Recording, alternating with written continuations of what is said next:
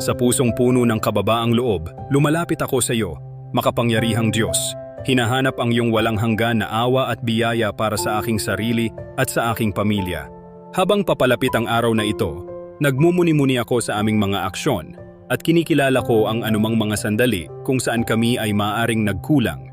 Sa pamamagitan man ng hindi magandang salita, pagpapabaya sa mga pangangailangan ng iba o hindi pagsunod sa iyong kalooban, humihingi ako ng iyong kapatawaran. Ikaw, Panginoon, ang nakakaalam sa kaibuturan ng aming mga puso, ang mga lugar kung saan kami ay nabagbag at nangangailangan ng pagpapagaling.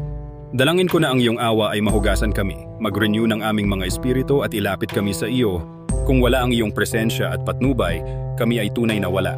Palakasin ang aming pagnanais na hanapin, kanang mas taimtim at sundin ang iyong salita ng may higit na debosyon.